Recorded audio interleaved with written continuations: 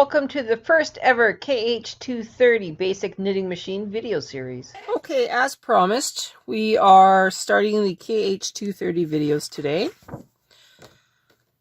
We have to go through the manual here. So we have how to set up, name of parts, and then they go into folding up and threading the tension unit. And then we have basic operation, making garments, and useful hints. One of the first things, of course, you're going to see here is the fact that I have it completely set up instead of the usual video of you watching me set it up. I find that the instructions in this book are pretty straightforward. You need me to move the camera 1 second here. One of the main things that you need to remember when setting up, if you just have the main bed, is that you're going to put these brackets here into this little slot under the main bed around the center. And if you have the ribber set up, you need to make sure that you put these to hold down the end brackets. I guess that's the best way to put it. My machine came 100% complete, so I even have a carriage lock, which was actually on the machine when I opened up the cover, which for me is actually quite rare. The lid contains everything that you need, so you have your sinker plate. It's held in by a spring. You have your tension mast, tension rod, and it is quite unique compared to other machines. You have your row counter, and you have a slot for your toolbox. So your toolbox, actually, the lid connects onto the back of the machine on 2 little screws. So that's pretty easy. The tension mast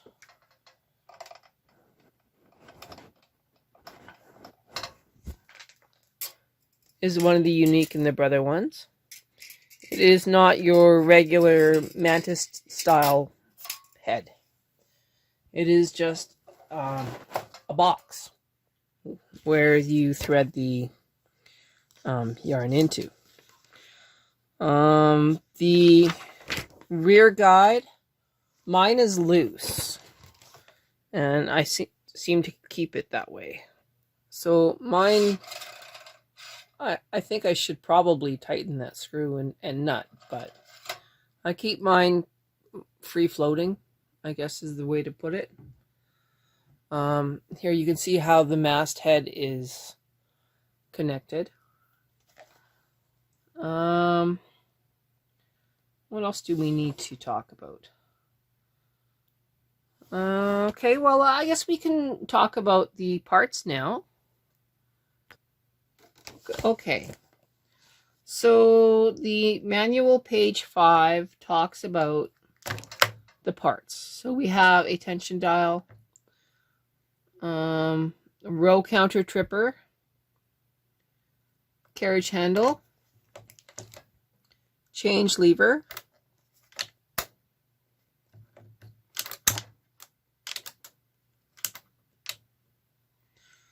we have thumb screws. This comes with a plaiting yarn feeder and a regular yarn feeder. This is called the sinker plate assembly.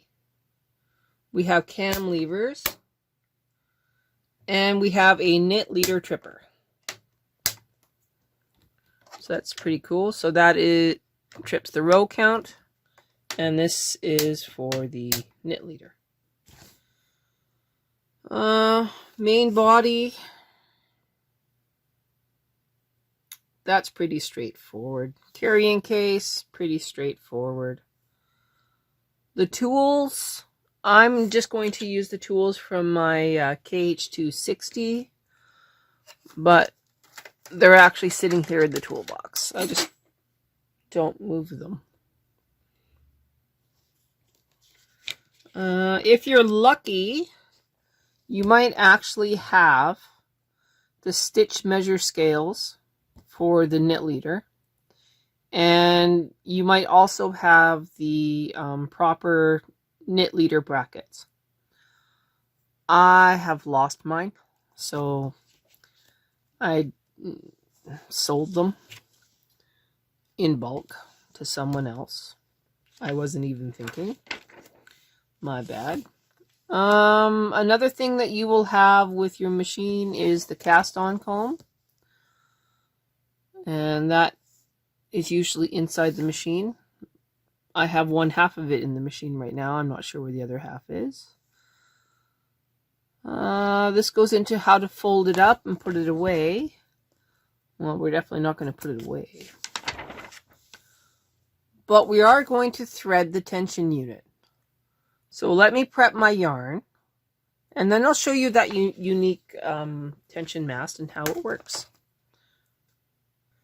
All right, we are going to bring up the yarn, and I'm out of frame. One sec.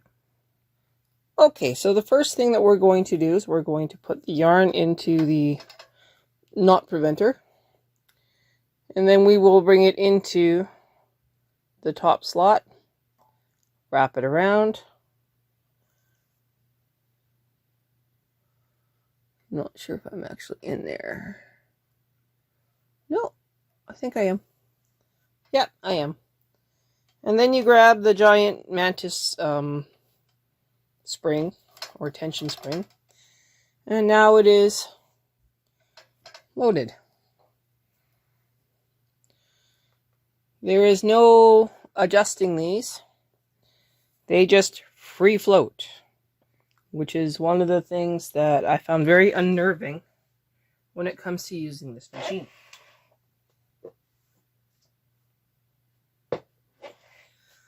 Now, just for a contrast yarn, we will load another one. So here we have a nice vibrant green into the knot, into the holder, into the ring, and then onto the spring. And now it is held in place. That is how easy it is to thread the tension mast on the Carriage 230. Okay, so now the book is mentioning how to remove the carriage. And so this points out one of the design flaws of this bed. There's a little screw on this side which prevents your carriage from leaving. Hang on.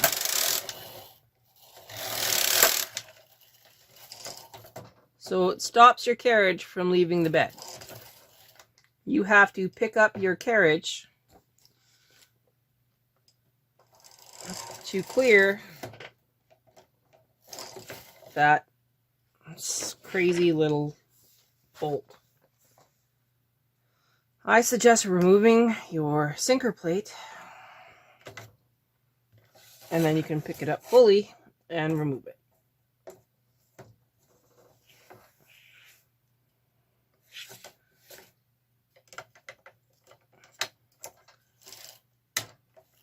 Now, one of the things I have on my machine, which I don't need at this moment, belong to the ribber. I am taking them off and putting them into the toolbox so that they don't actually interfere in what we are doing. Okay. So here we go. Next in this little manual, page 11. Page 11 talks about the just plain knitting with this machine. We set a tension dial. It suggests 6, so let's go to 6. Using the 0 needle pusher,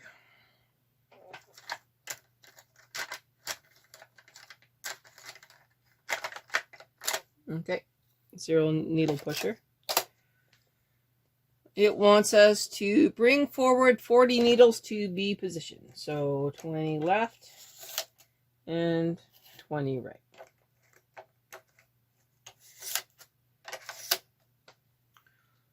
All right, putting that back in. Set the carriage on the needle bed and move it across to straighten the needles to the B position. Okay, so B position, we're looking at where the needle butts are. Thread the yarn into the yarn feeder after taking it off the yarn clip.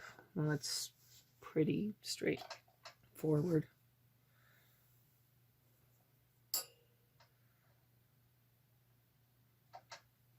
Okay, so now we are loading the yarn into the first clip. All right, now what? Hold the end of the yarn with your left hand and move the carriage to the left. Sorry, I'm going to hold it with my right hand, not my left. Okay, so now it says just knit across.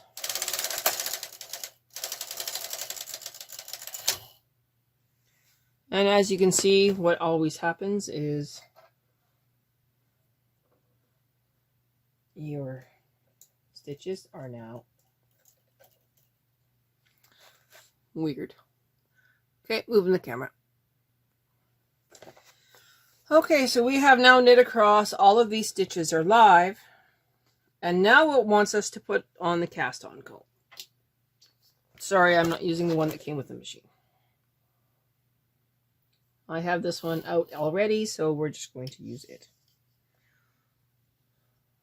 Hang on. There we go. All right. So we need to go forward. Try and capture them all. Free it from the end one. Bring it down. You want to pull it up just a little bit right there. All right, that's how hard that is. I'm now going to put some claw weights on here. It does show that you can connect the yarn end into a connecting plate. That is on the cast on comb, but mine is on the other side of the cast on comb, so you won't even see me put it on there. So we're not going to worry about that right now. Now it says to put on the weights, which we just did. Move the carriage to the right, holding the yarn with your left hand. So you have to steady it because you are the tension rod.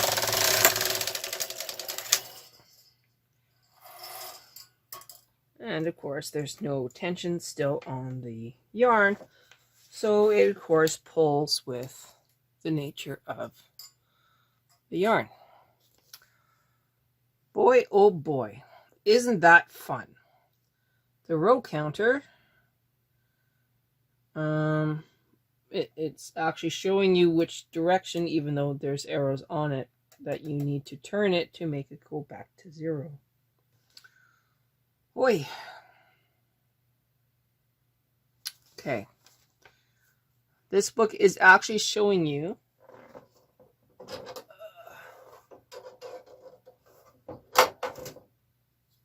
all about this little plate, which connects the short and the long cast on combs together, assuming they're not this style. That's neat. Right into the book, page 14, it talks about the intarsia knitting. So I guess we're going to go right into intarsia. In the next video, we will do intarsia and plaiting using the 230.